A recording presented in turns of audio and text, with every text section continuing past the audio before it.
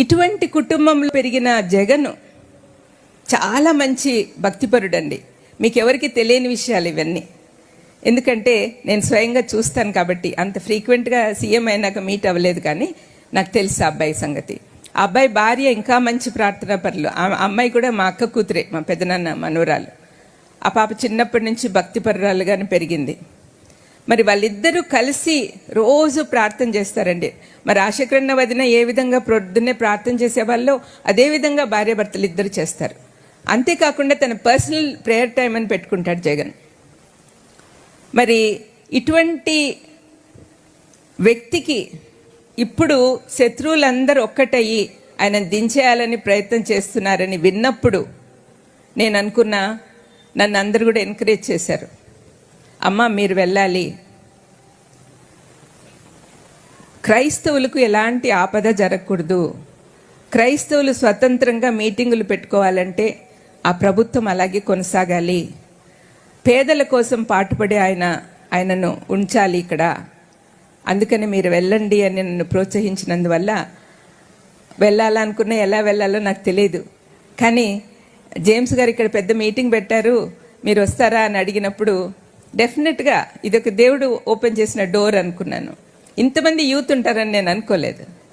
చాలా సంతోషంగా ఉంది. మరి మనము యేసుప్రభు ఏం చెప్పాడు మనకు? నీతి న్యాయం కలిగి ఉండాలి, పేదలను దయదల్చాలి, పేదలకు కష్టాలు వస్తే మనం చూసుకోవాలి, హెల్ప్ చేయాలి అందరికీ వీలున్నంత వరకు. చేయగలిగి ఉండి కూడా చేయలేకపోవడం పాపమని కూడా దేవుని వాక్యం చెప్తుంది. మరి ఇన్ని విధాలుగా మనము ముందుకు పోవాలి. కాబట్టి ప్రస్తుత గవర్నమెంట్, మనం తప్పులు పట్టేదానికి బోల్డ్ అని ఉంటాయండి అందరిలో కూడా, కానీ మనకు కావాల్సింది సుస్థిర పాలన, పేదలకి హెల్ప్ చేసే ప్రభుత్వం మనకు కావాలి. ఈయన ప్రభుత్వం వచ్చినప్పటి నుంచి మీరు చూస్తూనే ఉన్నారు. ఫస్ట్ 2 years కరోనా వల్ల నష్టాలు, తర్వాత వరదలు తుఫాన్లు వచ్చినాయి. దాన్ని మేకప్ చేసుకోవడానికి కష్టపడుతున్నాడు. మరి మనము సడన్గా ఆయన దించేస్తే ఏమవుతుంది? మనకే నష్టం. ఎవరు పాలనలోకి వస్తారో మీకు తెలుసు. This is not a political meeting, but as a Christian we have to fight for the correct way. అది దానికోసమని నేను చెప్తున్నా. యాక్చువల్గా ఇటువంటి మాటలు నేను ఎప్పుడూ ఎక్కడా చెప్పలేదు. కానీ శత్రువులందరూ ఏకమైనప్పుడు ఏం చేయాలి? మనము దైవశక్తితో ముందుకు పోవాలి.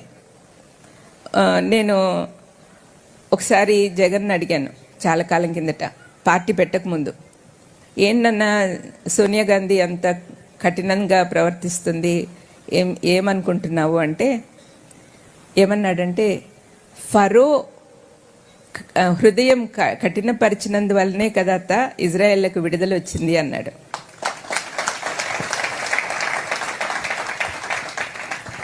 ఈ మధ్య ఒక వారం కిందట నేను కలిశాను.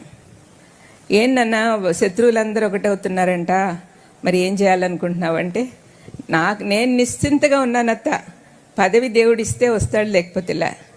కానీ ఇంకొక మాట, అసలైన మాట, శత్రువులందరూ ఏకమైనప్పుడు దేవుడు మహిమపరచబడతాడు అన్నాడు. దేవుని యందు భయభక్తులు కలిగిన వాళ్ళు అధికారులుగా ఉంటే మనం సంతోషంగా ఉండగలం. తిమోతి పత్రికలోనే పౌలు అంటాడు, అధికారుల కోసము, రాజ్యం కోసము, అందరి కోసం మనం ప్రార్థన చేయాలి. ఎందుకు?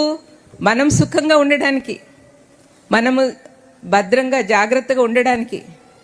కాబట్టి దయచేసి మీరు అందరూ ఆలోచించండి. మన దేశానికి, మన రాష్ట్రానికి ఏది మంచిదో మీకు తెలుసు.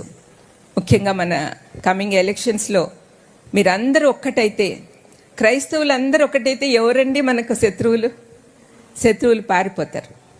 కాబట్టి దయచేసి నా మాటలు జ్ఞాపకం పెట్టుకోండి. ఇంకొకసారి మనకి ఈ ప్రభుత్వమే కావాలి అని ప్రార్థన చేయండి.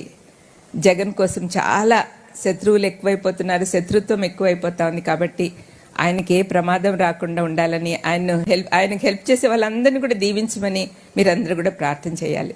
ఇది మీ ప్రేయర్, నేను మీకు చేస్తున్న ప్రత్యేక ప్రేయర్ రిక్వెస్ట్. అందరి కోసం ప్రార్థన చేయండి. మనము బాగుండాలి, మనము సుఖశాంతులతో జీవించాలి అనే విషయం మీరు గుర్తుపెట్టుకోండి. మరి నా జీవితం అంటే ప్రతి క్షణం 15 సంవత్సరాలైంది నేను యేసుప్రభు మార్గంలోకి వచ్చి. ప్రతి క్షణం ఒక అద్భుతమే. మరి అద్భుతాలు చెప్పుకుంటూ పోతే 10 రోజులు కూడా సరిపోదు.